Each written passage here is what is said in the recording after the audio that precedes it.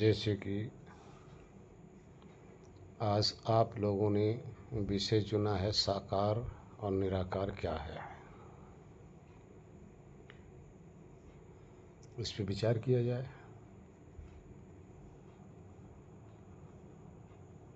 पहले जो ये व्याकरण के द्वारा शब्द बने हैं इसके अर्थ को लेते हैं।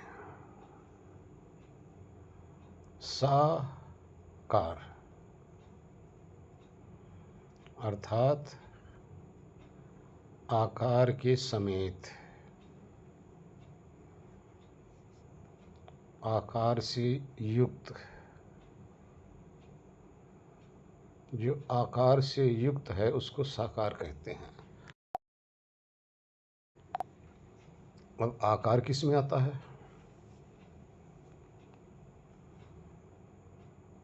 जितना भी भौतिक तत्व है ये सब आकार में ही आते हैं, ये निराकार में नहीं आते। जिसका आकार है उस साकार में ही आता है, जिसका आकार नहीं है वो साकार में नहीं आता। जितने भी भौतिक तत्व आपके सामने दिखाई देते हैं, चाहे मूर्ति दिखाई देती हैं, चाहे आपको गुरु दिखाई देता है, चाहे आपके पहले के गुरु लोग हैं जिनकी मूर्ति बनाई गई है, जिसके आधार पर आप उनको पहचान रहे हो। समस्त संसार में जो भी दृश्य रूप में है ये सब साकार है, अर्थात प्रकृति से बना हुआ पदार्थ है।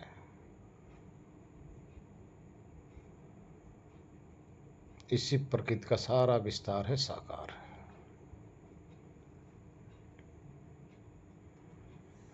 ये साकार बनता है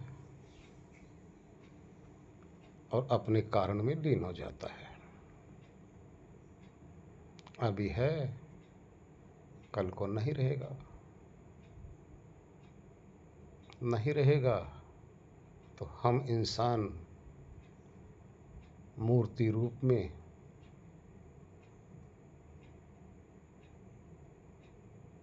उनके आकार को गढ़ लेते हैं। तो ये सब साकार है। अब निराकार क्या है? निराकार का अर्थ होता है जिसका कोई भी आकार नहीं हो, बिना आकार के, अर्थात बिना रूप के, बिना भौतिक तत्व के मिश्रण के, जो आँखों से देखा नहीं जा सकता, कानों से सुना नहीं जा सकता, जिसको वाणी से बोला नहीं जा सकता, त्वचा से स्पर्श नहीं किया जाता, जिसका गंध ग्रहण नहीं किया जा सकता, ये सब वो निराकार है। जो आँखों से देखा जाए वो साकार है, जो कानों से सुना जाए वो साकार है, जो नासिका से गंध लिया जाए वो सब साकार है। साकार और निराकार का यही भेद है। निराकार इंद्रियों का विषय नहीं होता,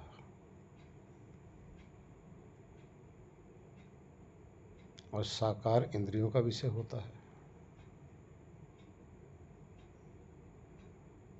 अब रही हमारे जो पूज्य संत महात्मा गुरुजन रहे हैं या आदरणीय हमारे महापुरुष भगवान राम, महायोगेश्वर श्री कृष्ण जी, भगवान शिव आदि जितने भी देव रहे हैं, एक साकार शरीर के अंदर रहे हैं। और साकार का काम है बनना और बिगड़ना, कुछ समय तक स्थिर रहना, फिर बिगड़ जाना। जो शरीर उनकी थी आज नहीं है, लेकिन निराकार का क्या काम है? ना बनना और ना बिगड़ना, सदा रहना।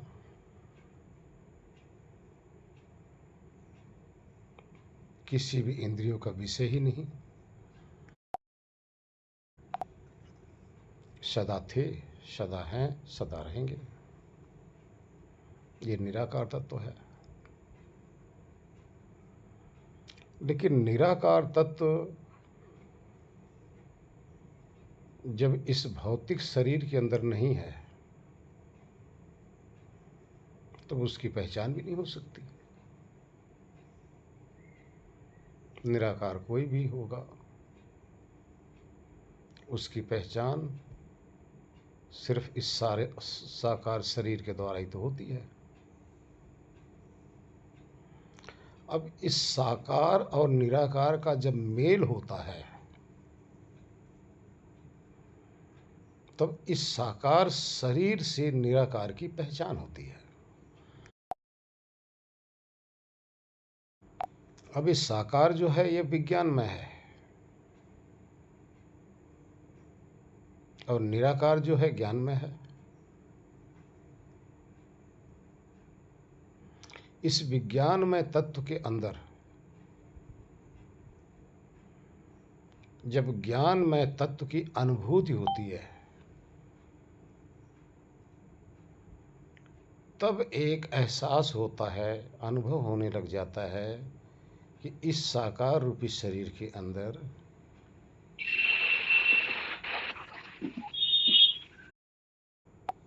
तभी ये ज्ञान होता है, इस साकार रूपी शरीर के अंदर निराकार रूपी चेतन तत्व विराजमान है, जो इंद्रियों का विषय नहीं है। साकार तो इंद्रियों का विषय है, लेकिन इस साकार देह के अंदर जो विराजमान है निराकार, वो इंद्रियों का विषय ही नहीं, वो ज्ञान का विषय आ जाता है। वो विवेक के द्वारा अनुभूति होती है, ज्ञान के द्वारा उसकी पहचान होती है, लेकिन दर्शन नहीं होता। ध्यान रखना, पहले बताया है चेतन कलाकार है। इस कला की अनुभूत, इस कलाकार की अनुभूत इसके कला के द्वारा होता है। जब ये चेतन रूपी निराकार रूपी कलाकार जब देह में कला करता है, उस कला के द्वारा उसकी पहचान होती है कि इसमें वो निराकार तत्व विराजमान है। लेकिन आज हम लोग, क्योंकि वो जो साकार रूप था शरीर, तो हमारा आपका बनाया नहीं था। कुदरत कह लो, ईश्वर कह लो, परमात्मा कह लो, जो मर्जी कह लो, उसके द्वारा निर्मित वो साकार शरीर थी। सिर्फ उसी के द्वारा निर्मित शरीर के अंदर ही ये साकार रूपी चेतन आत्मा निराकार रूपी चेतन आत्मा विराजमान रह सकता है। परंतु हमारे आपके बनाए हुए साकार रूपी शरीर के अंदर वो निराकार रूपी चेतन आत्मा नहीं रह सकता।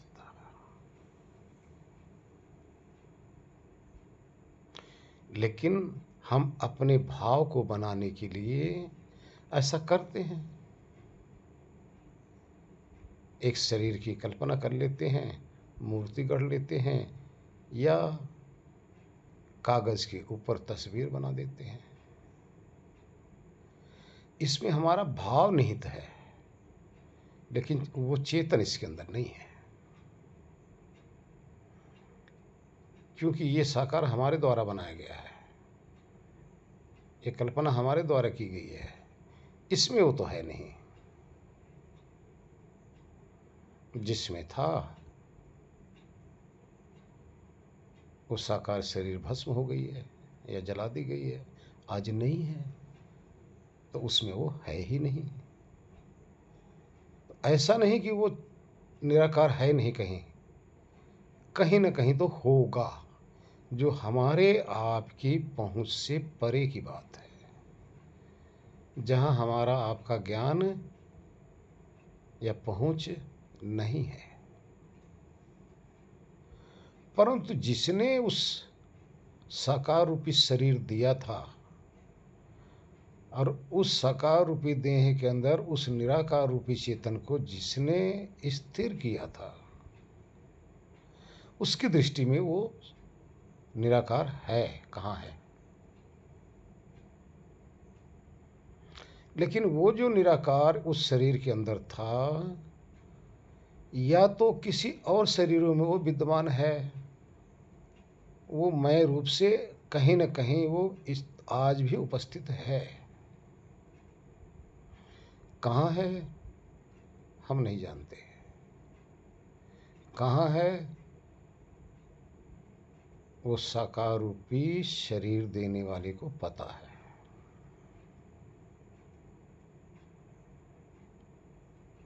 तो निराकार रूपी आत्मा की पहचान इस साकार रूपी शरीर से होता है। और देखिए, निराकार और साकार दोनों एक दूसरे के विपरीत तत्व हैं,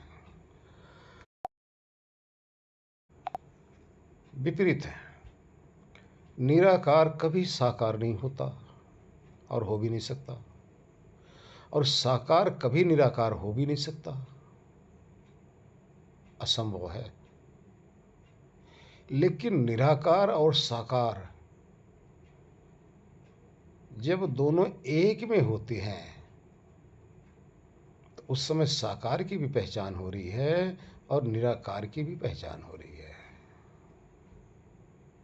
इसी स्थिति में वो जो निराकार तत्व आत्मा बैठा हुआ है, इस साकार में अपना सारा कलाएं करता रहता है,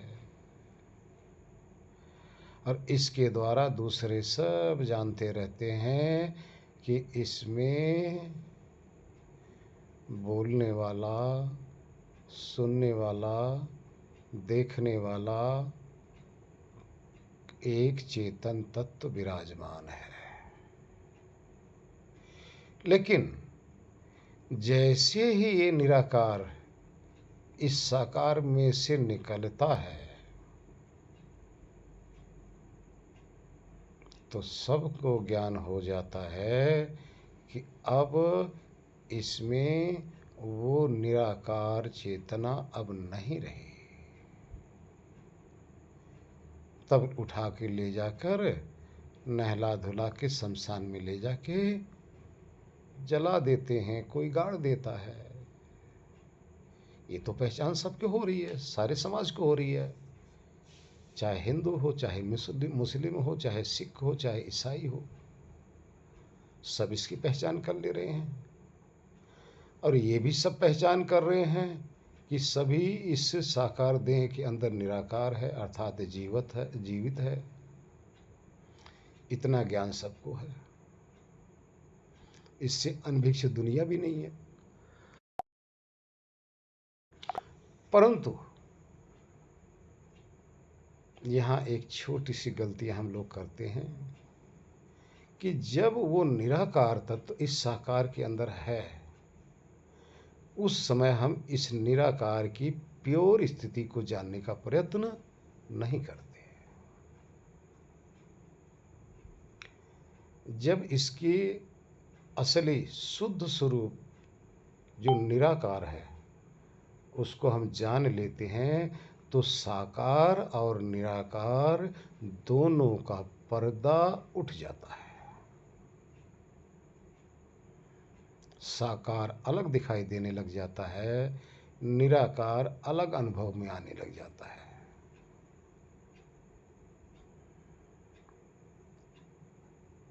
क्योंकि इस साकार शरीर को चलाने वाला निराकार रूपी शक्ति ही है। इसका अनुभव हमें करने होते हैं। अब दूसरे आप देखिए, इस तरह से हम देहधारी आत्मा की पहचान हो गई। अब कोई ईश्वर की या परमात्मा की पहचान कैसे करेगा? जब हम आत्माओं को ही आत्मा की पहचान इस देह के द्वारा होती है। अगर देह ना हो तो पहचान नहीं हो सकती। कर लो पहचान। आपके परिवार में, आपके समाज में कितने देह त्याग के जा चुके हैं, पहचान कर सकते हो? कहाँ गए, कहाँ है? कोई जानकारी आपको हासिल हो सकती है? नहीं हो सकती। लेकिन जब तक इस देह में है तो आप पहचान रहे हो कहाँ भी ये है। तो इस निराकार की पहचान इस साकार के द्वारा ही होती है। और इस साकार शरीर के द्वारा आप अपने निराकार स्वरूप का भी ज्ञान कर सकते हो। जब अपने निराकार स्वरूप का आप ज्ञान कर लेंगे तो जैसे स्वरूप आपका है वैसे समस्त देहधारियों का वही स्वरूप है, सेम। एक को जानते हैं,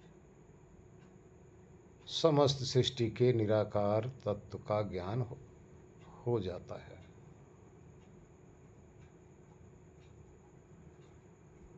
निराकार और साकार, फिर समझ लो निराकार विज्ञान स्वरूप, निराकार ज्ञान स्वरूप है, साकार विज्ञान स्वरूप है। विज्ञान सिर्फ साकार तक ही उसकी पहुंच है, लेकिन निराकार तक पहुंच अध्यात्म की है। यहाँ ज्ञान की पहुंच है, यहाँ विज्ञान काम नहीं आता। इसलिए ज्ञान और विज्ञान से जो चीज जाना जाए वही सत्य है, वही यथार्थ ज्ञान होता है। अब आइए अब ईश्वर के विषय में। जब आपकी पहचान बिना इस शरीर के, साकार शरीर के द्वारा नहीं हो सकती, आप निराकार हैं। आपकी पहचान आपके शरीर के द्वारा, आपके कलाओं के द्वारा, तो उस ईश्वर की पहचान कैसे करोगे? अब ईश्वर भी तो निराकार है ना। जब ईश्वर निराकार है तो ईश्वर को कहाँ अनुभव करोगे, कैसे अनुभव करोगे?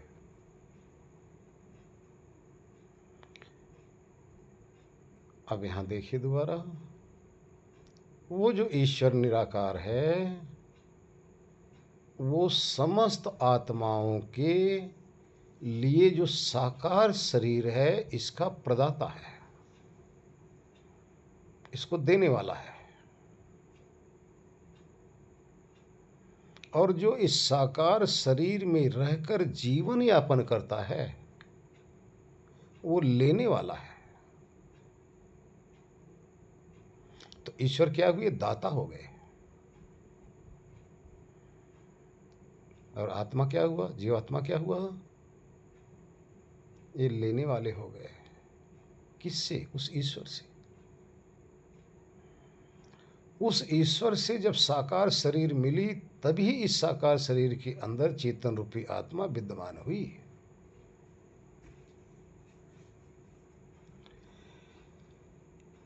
इसी प्रकार से समस्त संसार में जितने भी साकार रूप दिखाई दे रहे हैं, समस्त साकार रूपों के अंदर अकेला एक ही ईश्वर समस्त के अंदर विद्यमान है।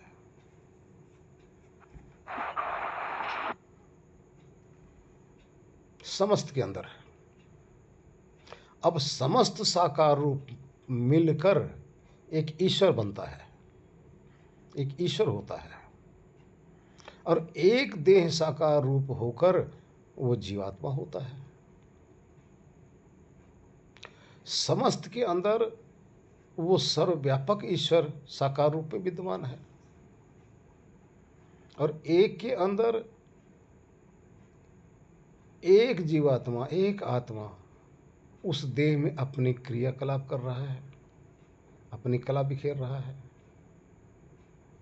और समस्त देहों के अंदर जो आत्मा की अपनी कला नहीं है, इसके विपरीत जो कलाएं हो रही है इस समस्त साकार के अंदर, उस समस्त साकार के अंदर का कला जो कलाकार है वो ईश्वर हो गया। तो ईश्वर को कहाँ देखना है? समस्त में। और अपने आप को कहाँ देखना है? एक में। जो एक में है वो आत्मा हो गया, जो समस्त में है वो परमात्मा हो गया।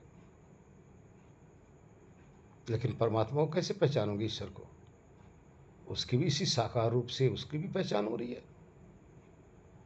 लेकिन ध्यान रहे कि ये रूप परमात्मा का नहीं है, ये रूप प्रकृति का है।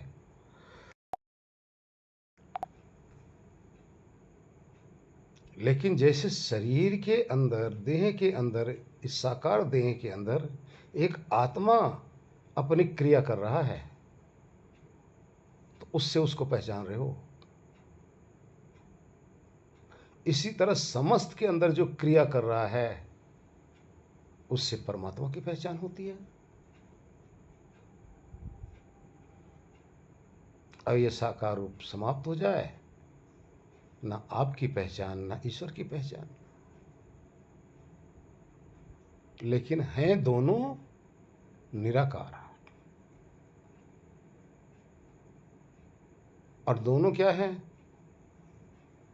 साकार निराकार नहीं हो सकता, निराकार साकार नहीं हो सकता, लेकिन दोनों के मेल से निराकार और साकार दोनों की पहचान हो रही है। लेकिन मोह दृष्टि से हम क्या देखते हैं? जब अज्ञान की दृष्टि हमारी होती है तो संसार को हम कैसे देखते हैं? मोह दृष्टि से ना तो निराकार अलग हम समझ पा रहे हैं और ना साकार को अलग समझ पा रहे हैं। यह अज्ञान दृष्टि है। ज्ञान दृष्टि से साकार अलग अनुभव में आता है, निराकार अलग अनुभव में आता है। ज्ञान की दृष्टि में समस्त शरीर के अंदर से झांकने वाला चेतना ही नजर आती है।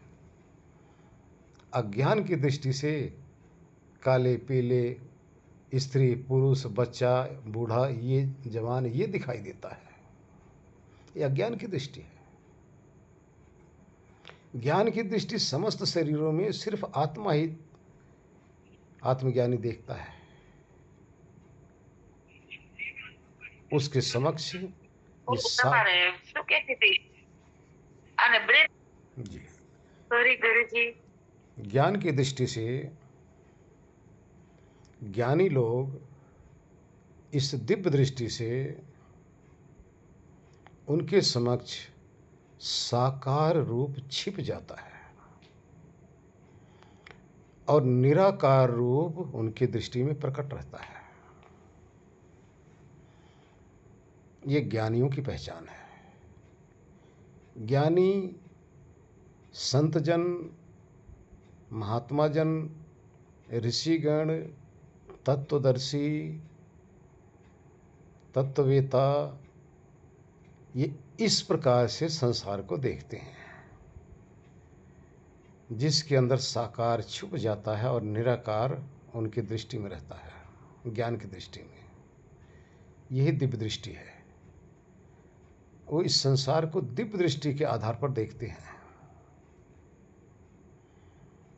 लेकिन अज्ञानी जन, भोगी जन, कामी जन, मोही जन, लोभी जन, इनकी दृष्टि में साकार प्रकट रहता है और निराकार छुपा रहता है। वो इस संसार को भोग की दृष्टि से देखते हैं, राग की दृष्टि से देखते हैं, मोह की दृष्टि से देखते हैं। मोह की दृष्टि में साकार ही साकार दिखाई देता है,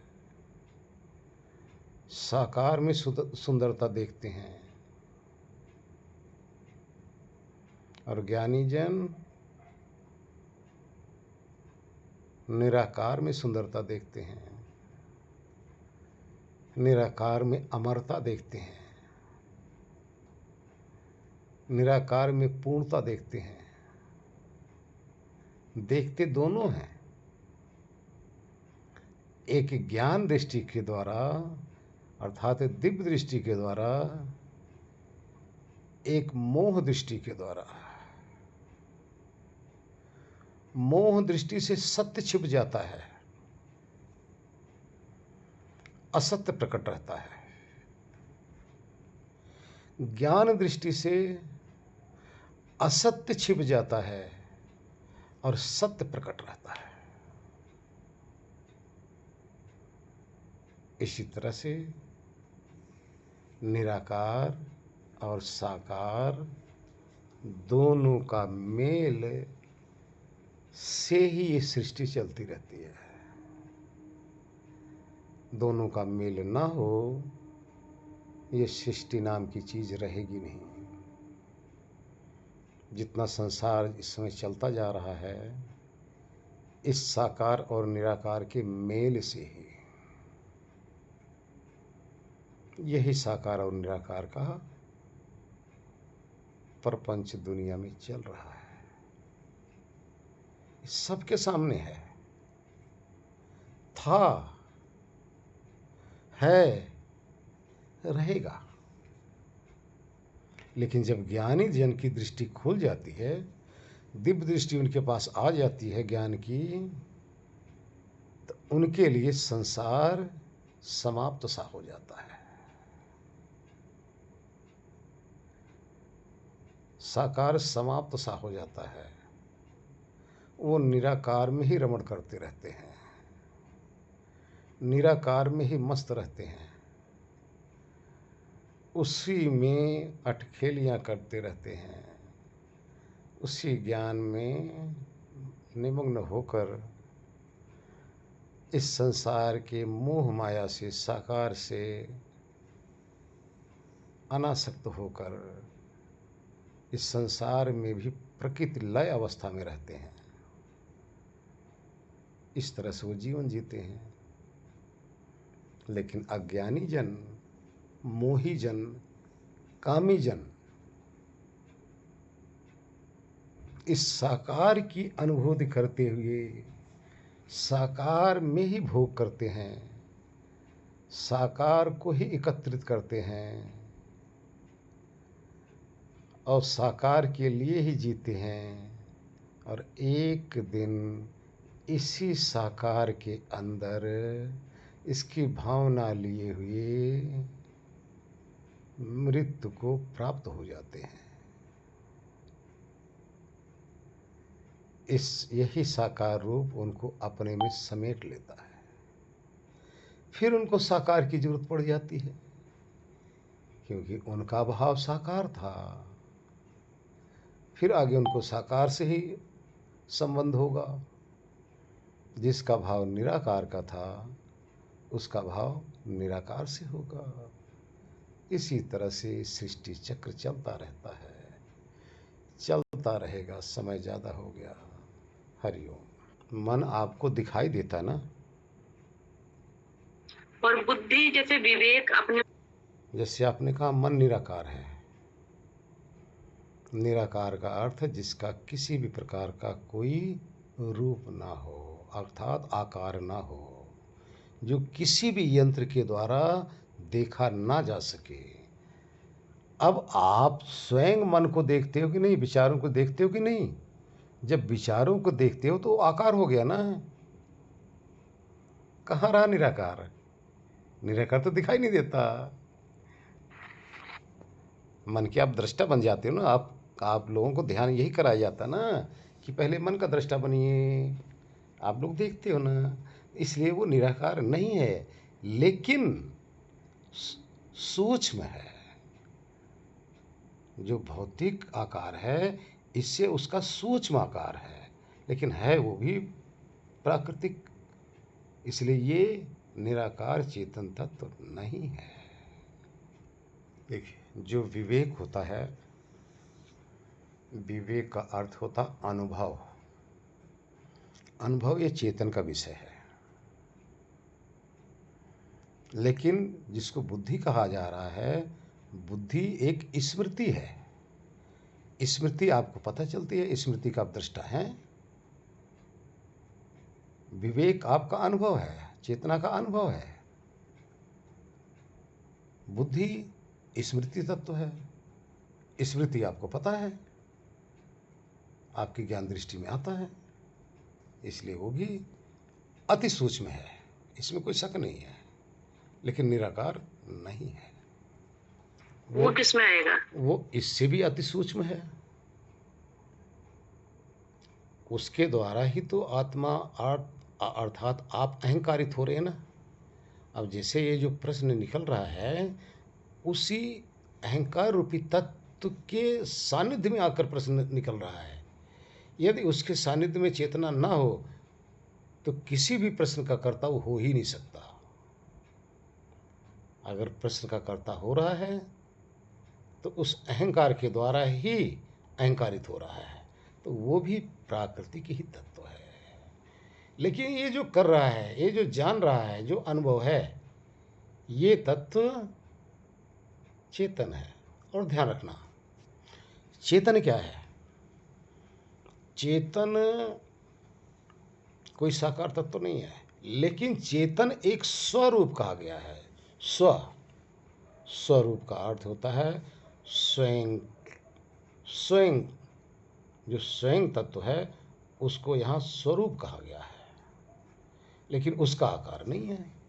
लेकिन रूप फिर भी कहा गया है। रूप का अर्थ अस्तित्व। जो स्वयं का अस्तित्व है, जब स्वयं के अस्तित्व में जब अनुभूति करता है चेतना, तब कहा जाता है ये हमारा स्वरूप है, अर्थात हमारा ही अपना अस्तित्व है। ये निराकार है जी। ये सब साकार में है। ये सूक्ष्म यंत्रों के द्वारा ये सब दिखाई देता है। आपको ध्यान होगा 2004 या कब की बात है, जब पूरे विश्व के वैज्ञानिक इकट्ठा होकर इसी तत्वों का विश्लेषण किया था। जो टीवी वगैरह में सब में दिखाया था, वहाँ आकार दिखा रहे थे। तो उन्होंने यही खोज किया कि यही वो ईश्वरी तत्व है क्या। उस कुछ ऐसे नाम दिया उन्होंने, वैज्ञानिकों ने। तो इसलिए ये सब दिखाई देता है, लेकिन आत्मा किसी भी सूक्ष्म यंत्र से वो दिखाई देने वाला तत्व नहीं है। जो भी दिखाई देता है किसी भी चीज़ से, किसी भी प्रकार से। देखिए, आपको अभी हम बताएं, कई बार हमने जिक्र किया, खिड़की के में आप बैठ जाइए, बाहर से रोशनी आ रही हो, उस रोशनी के अंदर आप देखिए कितने अणु परमाणु घूम रहे हैं, और रोशनी भी अंदर दिखाई दे रही है, रोशनी का रूप भी अंदर दिखाई दे रहा है ना। उसके अंदर अणु घूम रहे हैं, वो सब दिखाई दे रहा है। ये सब रूपवान है, लेकिन सूक्ष्म है। हाँ जी, जिसको आप साकार रूप कह रहे हैं, वही जो सूक्ष्म, अति सूक्ष्म कण है ना, उसी का ये ढेर है। यहाँ गौर कर लो, उसी का ये ढेर है जो आपको दिखाई दे रहा है इन आँखों से। इन आँखों में इतनी पावर नहीं है कि इतने सूक्ष्म तत्वों को देख सके। जैसे मैं एक एग्जांपल आपको दे रहा हूँ। आपके घर में आटा है ना, सबके घरों में होगा, सारे भाई बहन इसको जानते होंगे। उस आटे को आप बिखेर दो, एक एक छोटा उसका आटा उड़ा दो। जब हवा में उड़ने लग जाए तो आपको वहाँ क्या दिखाई दिया? आपको आटा नाम की चीज़ नहीं दिखाई देगी, उड़ जाएगा। लेकिन इसी आटे के असंख्य कणों को जब आप लोग इकट्ठा करके पानी के साथ जब गूंदते हैं, पानी के साथ क्यों गूंदते हो? उन कणों को मिलाने के लिए। आटा के जो कण हैं उनको मिलाने के लिए आप पानी से गूंदते हैं। हर एक कण को पकड़ के चिपका लेते हैं, और जब उससे आप रोटी बनाते हो तो उसको क्या कहते हो? अब हो गया ना साकार, स्थूल रूप हो गया, और वो जो आटे के जो कण थे वो सूक्ष्म रूप हो गया। लेकिन रोटी बनी कहाँ से? उस आटे के सूक्ष्म कणों से ही तो बनी ना। और वो सूक्ष्म कण को अलग कर दो, रोटी नाम की कोई चीज़ नहीं रह जाएगी। और उन्हीं कणों को आपने पानी से इकट्ठा करके और आपने गूंद के फिर रोटी बना दिया, फिर आप कहते हैं रोटी। इसी तरह से, ये तो आप किचन में काम करती हैं, इसी तरह से हमारा जो परमात्मा रूपी ये जो किचन में काम कर रहा है, असंख्य प्रकृति के कणों को गूंद कर एक शरीर बना देता है। तब कहा जाता है देह क्या हो गई ये साकार रूप में। कल आप भी कर रही हैं किचन में जाकर, आप अपने स्वार्थ के लिए, परिवार को खिलाने के लिए, लेकिन कला वो भी कर रहा है अपने संसार रूपी किचन में जाकर। किसके लिए? अपने इन समस्त प्रजाओं को पालने के लिए। हैं तो दोनों कण। अब विचार कीजिए इस पे। अभी पहले जी। इसी में बताया गया कि निराकार साकार नहीं हो सकता, साकार निराकार नहीं हो सकता। दोनों विपरीत तत्व हैं। साकार भी एनर्जी है, और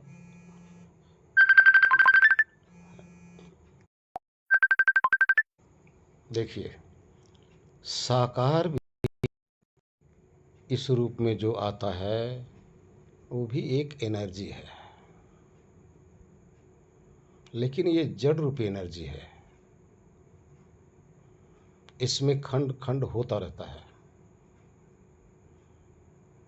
लेकिन जो निराकार है ये भी एक एनर्जी है, लेकिन ये अखंड है। अखंड चेतन है, और जो खंडित हो रहा है ये जड़ है। जड़ साकार है, अति सूक्ष्म रूप से स्थूल रूप में आता है, लेकिन इसका जो अति सूक्ष्म रूप है वो रह ही जाता है। उसी सूक्ष्म रूप का सारा जगत विस्तार है। अभी आपको बताया गया ना रोटी का एग्जाम्पल और आटे का, सेम वही चीज़ संसार और ये चीज़ है। नारायण। न्यूटन, पॉजिट्रॉन, इलेक्ट्रॉन, इसी को सतोगुण, रजोगुण, तमोगुण कहते हैं।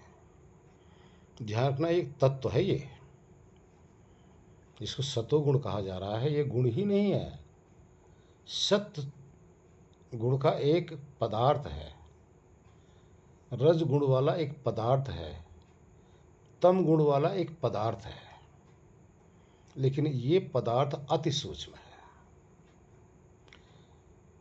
ये जो अपने साम्यावस्था में रहते हैं तो इसी का नाम प्रकृति है।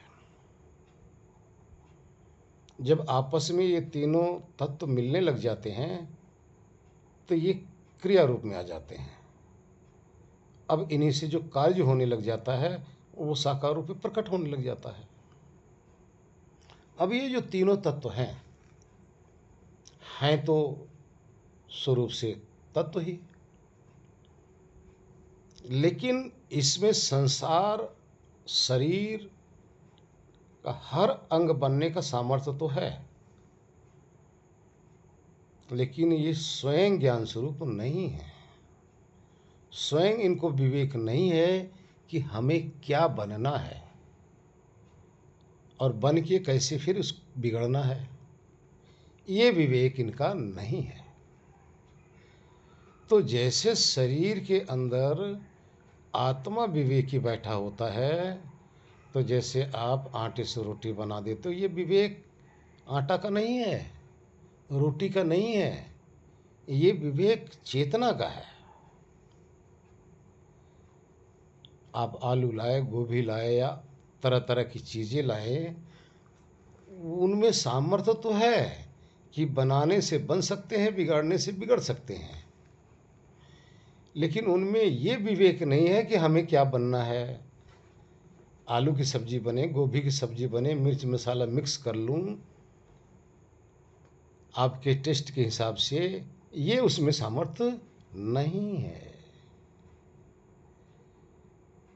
इसी प्रकार से इन तीनों गुणों के अंदर मिश्रित होने का सामर्थ्य तो है, लेकिन अगर कोई मिश्रित करेगा, किस रेशियो से मिश्रित करेगा, ध्यान रखना, जिस रेशियो से मिश्रित करेगा उसी रेशियो के अनुरूप कोई नया रूप बन के प्रकट हो जाएगा। ये विवेक उनको नहीं है। ये विवेक करता कोई चेतन ही होता है,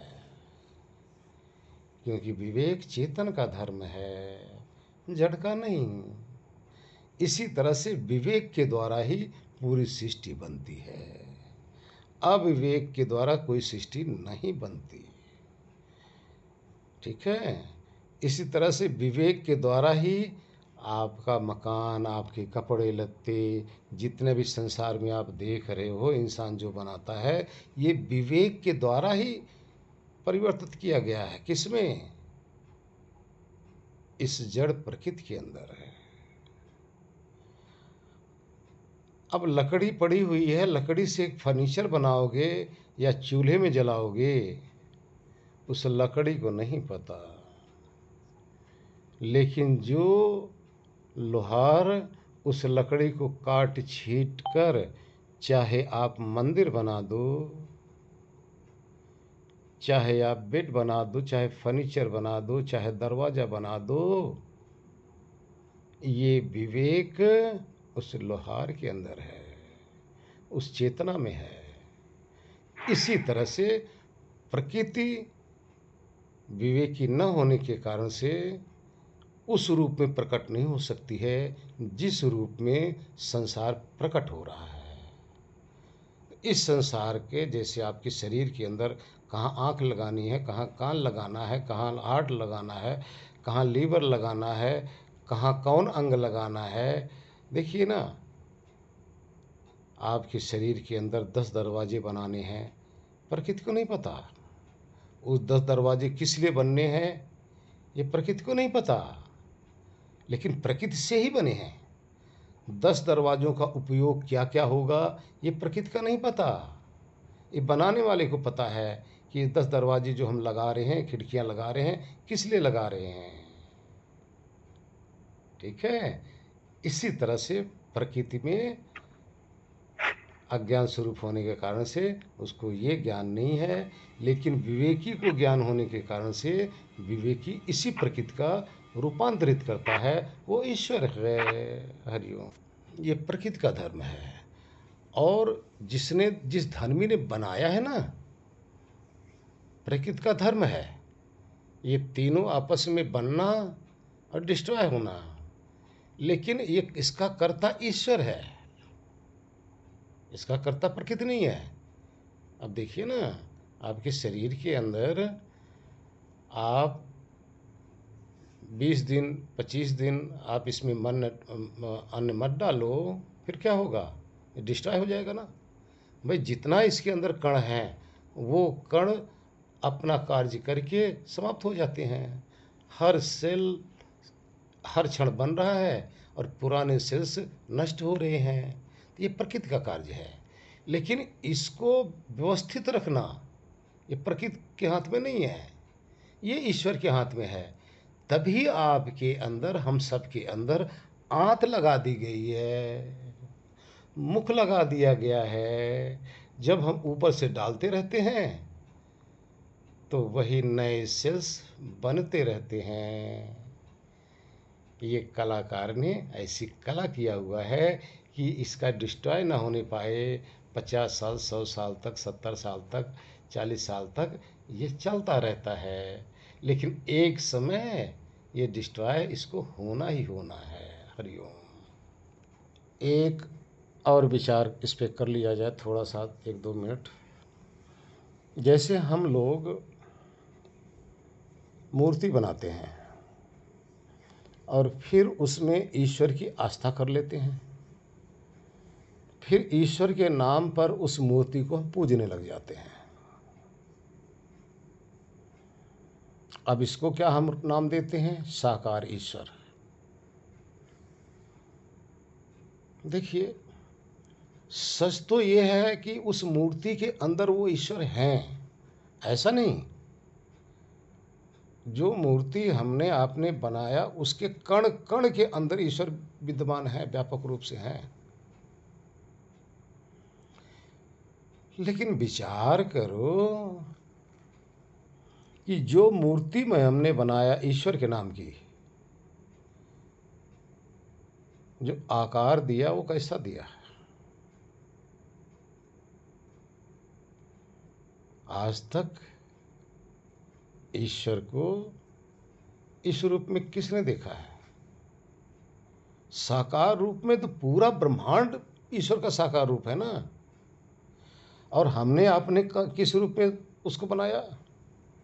भगवान राम के रूप में, भगवान कृष्ण के रूप में, हनुमान जी के रूप में, शिव जी के रूप में, अनेक अनेक प्रकार के रूप में हमने मूर्ति बनाया। तो आप बताओ, मूर्ति आपने किसकी बनाया? मूर्ति उसी की आपने बनाया जिसकी मूर्ति उस निराकार ईश्वर ने बनाया। अब यहां विचार करो, जरा गौर करो। जिसकी मूर्ति साकार स्वरूप ईश्वर ने बनाया था, आपने उस मूर्ति को बनाया जिसमें हमारे आप जैसे चेतन महापुरुष जिसके अंदर विद्यमान थे।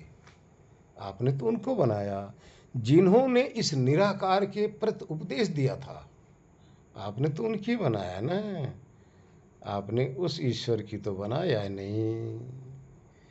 एक भजन में है ना, बड़े नादान हैं वे जन गढ़े जो आपकी मूरत, बनाता है जो सब जग को उसे कैसे बनाऊं मैं। अजब हैरान हूँ भगवन तुम्हें कैसे रिझाऊं मैं। विचार करो, वहाँ भी आप रॉन्ग हैं। आपने बनाया, हाँ, आपने जो मूर्ति बनाया महापुरुषों को बनाया, संत महात्माओं की बनाया, ज्ञानी जनों की बनाया, हमारे जो आराध्य देव थे, जिन्होंने समय के जो गुरु थे, आपने मूर्ति उनकी बनाया, ईश्वर की नहीं बनाया। लेकिन उन सब ने आज जो हमारे समक्ष निराकार ईश्वर हैं, इन्हीं की उपासना के विषय में वो उस समय ज्ञान देकर गए थे।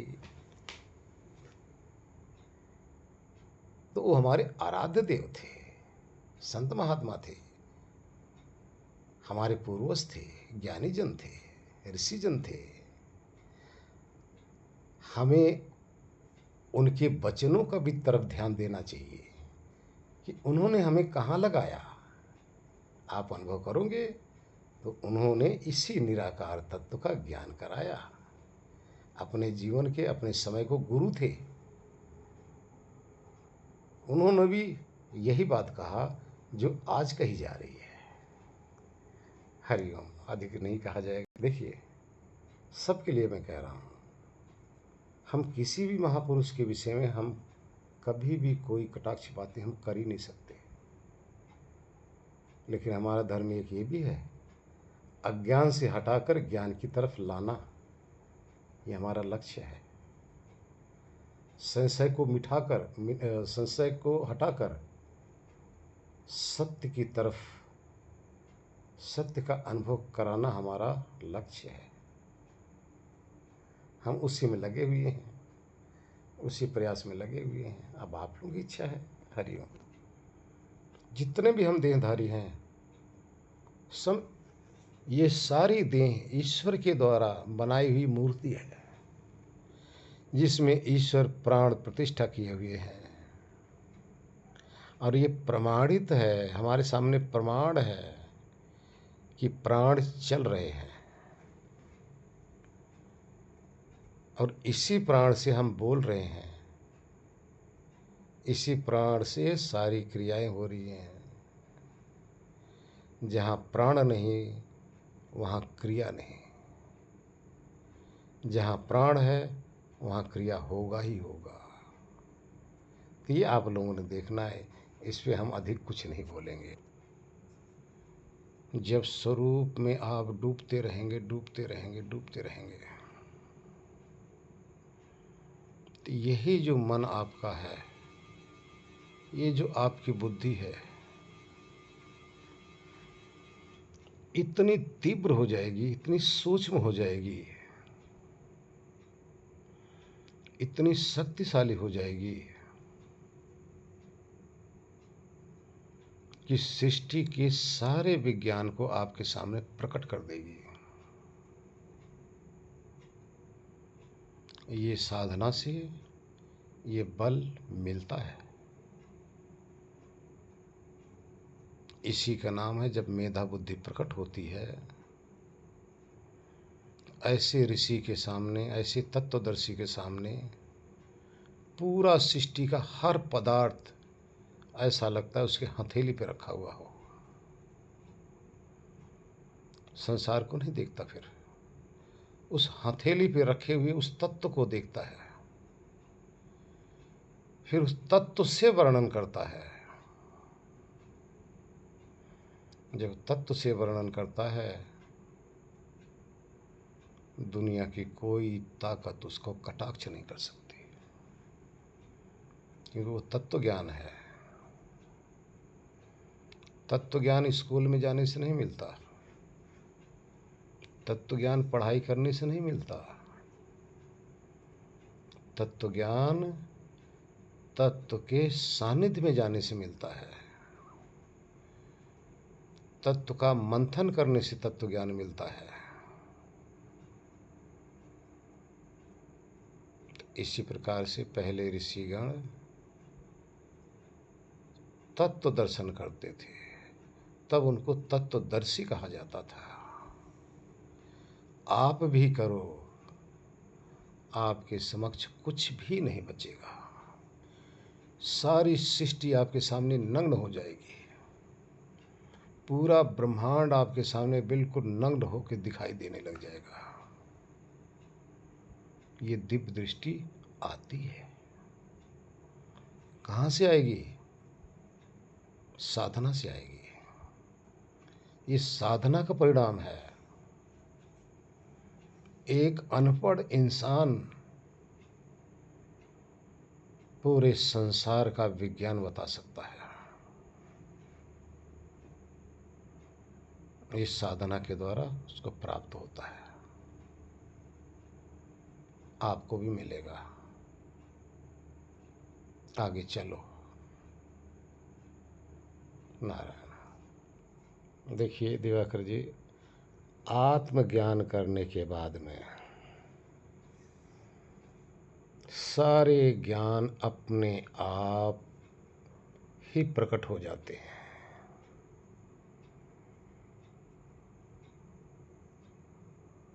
इस तत्व ज्ञान के बाद, इस आत्मज्ञान के बाद प्रकृति का ज्ञान स्वतः ही आ जाता है। आत्मज्ञान के बाद में ईश्वर का ज्ञान भी स्वतः ही आ जाता है, क्योंकि जब आत्मा को आप जान लेते हैं, वहाँ ठहर लेते हैं, उसके पूर्ण स्थिति को आप जान लेते हैं, तो उससे जितने भी विपरीत तत्व हैं उसको आप स्वयं अलग कर लेंगे, स्वयं आपके दृष्टि में आ जाएगा। फिर आप कहाँ पढ़ोगे? सब संसार ही आपके सामने पुस्तक है। इसलिए संसार को पढ़ने वाला ही तत्वदर्शी होता है।